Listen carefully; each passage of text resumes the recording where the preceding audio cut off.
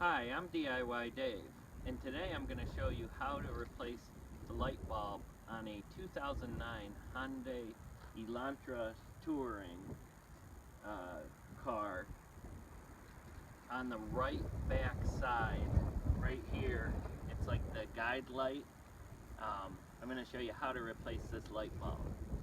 This video is interesting in that as I'm replacing this, I do run into several issues, and I'm going to show you how to work through those because it's very important when you're doing it yourself, not get discouraged and to work through any issues that may arise.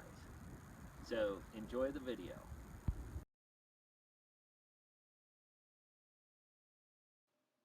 The red box highlights the rear side marker light that is going to be replaced in this video.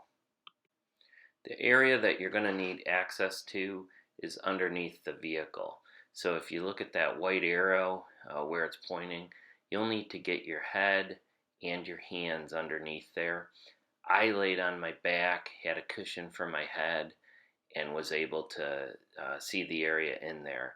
But going forward in the video, that's the area that we're working in to remove the plastic panel and gain access to the light. Before we get into the steps of replacing the light bulb, I wanted to give a brief overview of how these plastic fasteners work that we're going to be removing and replacing. If you look at the picture on the left, there's an inner piece and then there's an outer piece there. The inner piece, it has the Phillips head screw, and it moves in and out. When that piece moves in, the legs expand, and then that locks the fastener in place. When it moves out, the legs can contract and you can pull that fastener out. So that's how it works, and in many cases what you'll need is a Phillips head screwdriver so that you can unscrew the fastener top and then you pull it out, and then you'll need a flathead screwdriver to get underneath that wider piece there and pop it out if you can't pull the fastener out itself. Okay, in step one, you want to unscrew the fasteners and pop them out. If you look at this picture, I show the trunk compartment drain because as you're getting under the car, behind that right wheel, you'll see that trunk compartment drain, and it can kind of orientate you into which fasteners that need to be removed.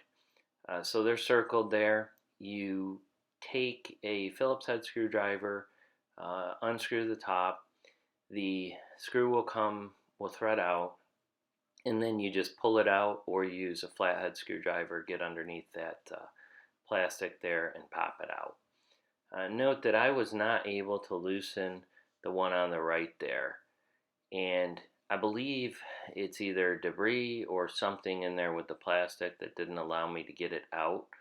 So I didn't take it out, and then you'll see what ended up happening in future slides. But if you can get that out, that is the best way to do it.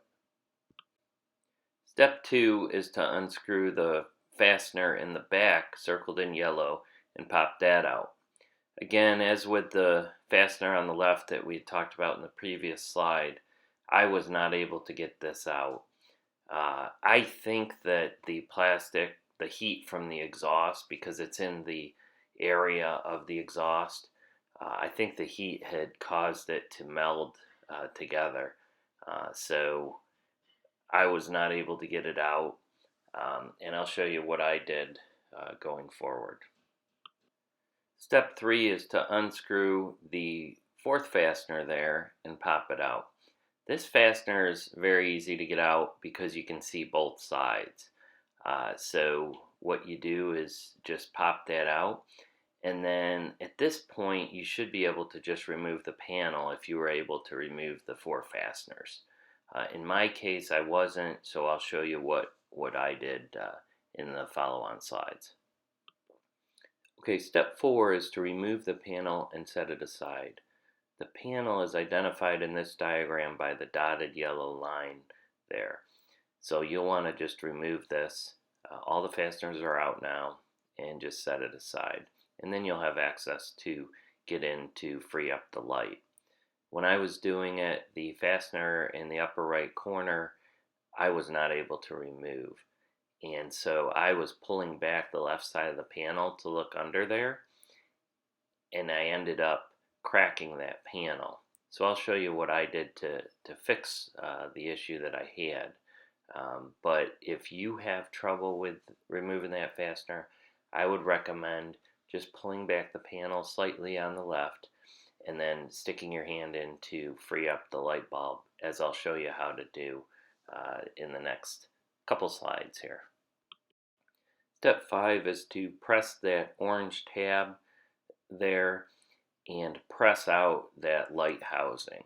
So by doing this, what you'll do is you'll actually push the light out to the outside of the car where you'll be able to change the light bulb.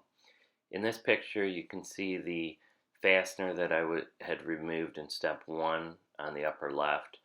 And then in the other white portion, I show where the panel cracks. So I was trying to pull the panel back, and I pulled it back too far to get in there to press that light out. But what I would recommend is if you have trouble getting that fastener out in the upper right side there, then just pull the panel back slightly and put your hand in until you feel that orange clip there. Press it in and pop it out, and you'll be fine. Had I known that that was what I needed to do, I would have been able to do that.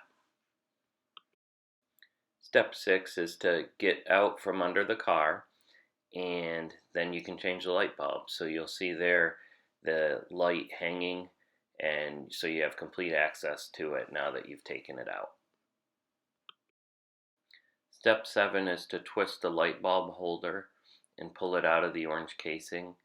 The light bulb holder has tabs on it, and the tabs will fit into the orange casing there.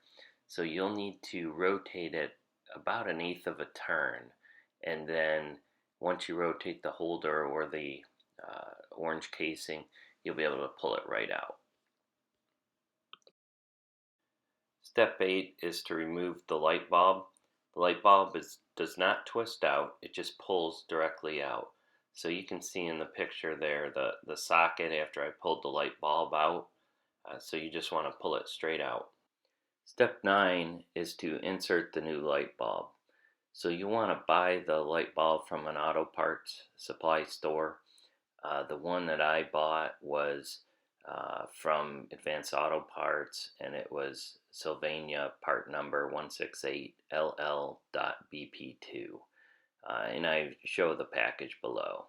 But you can buy that from any auto supply store, and then you take the bulb and you simply press it in. No twisting or anything like that. Step 10 is to insert the light bulb holder into the orange housing. So to do this, you'll want to do exactly the opposite of what you did when you took it out. You'll press the light bulb holder into the orange housing, and then you'll turn it about 1/8 of a turn. After you do this, try to pull it out and just make sure it's secure so it doesn't come out, and you're all set. Step 11 is to press the light back into the bumper. Note that the left side of the light should be put in place first. So you want to slide that in place and then press the right side in until it clicks, or until it's flush with the car, and then it will be in place. Step 12, you want to return underneath the car to complete the installation of the panel. So at this point, you'll get back to the position that you were in when you started. Step 13 begins the repair process for the panel that I had cracked. Hopefully, when you did yours, you were able to remove the fasteners, or you were able to bend the panel just slightly to pop that light bulb casing out so you don't have to go through this. But if you did have an issue with a cracked panel, then you want to follow this, and I'll show you how to repair it.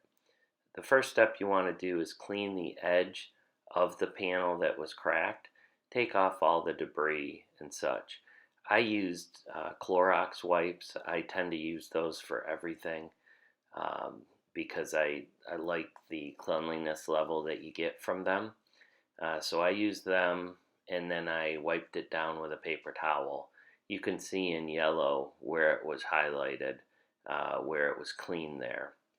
And I clean that and then it's ready for, or that side is ready for the repair. Step 14 is to place aluminum foil underneath the broken panel seam.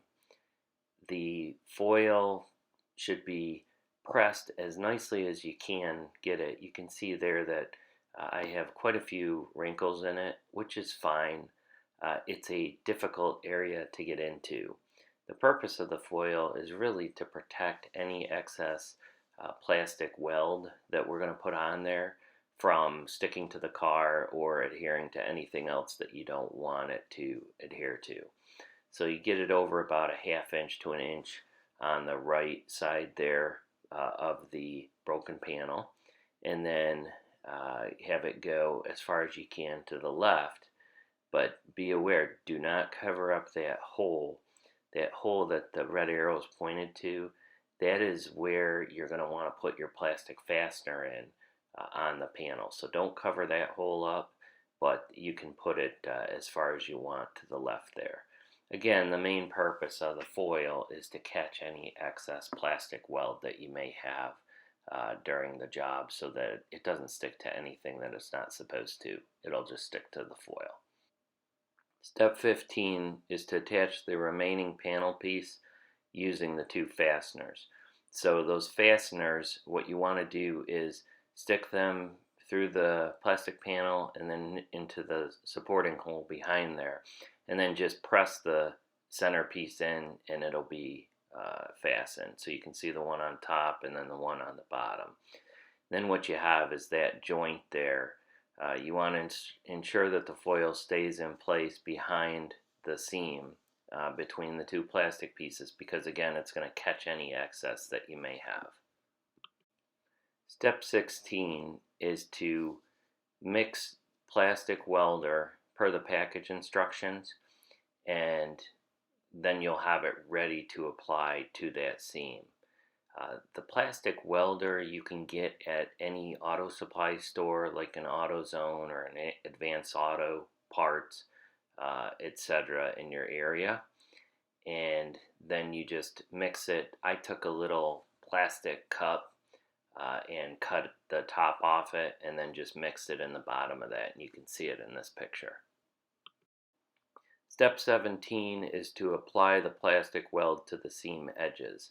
So I took that little black spatula that came with the plastic weld, and I just applied the weld to the edge of both of the plastic pieces there, and then as best I could, and then I just held them together in place by hand for 5 minutes. So that's what you see there. After holding the plastic pieces in place for 5 minutes, I then mixed another batch of the plastic weld together and applied a second coat of the plastic weld to the seam. So basically, the way I looked at this was similar to frosting a cake, where I just wanted to put a bunch of the plastic weld over the seam and press it in, just to fill any voids that there might have potentially been and to increase the strength of the panel.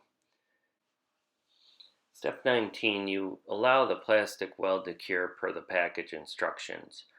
In my case, I allowed it to cure for 24 hours, which was above the package instructions, but something that I felt the most comfortable with. After it was cured, I went in and removed the excess foil from the edges there just to make sure that it doesn't flap around or break off at some point.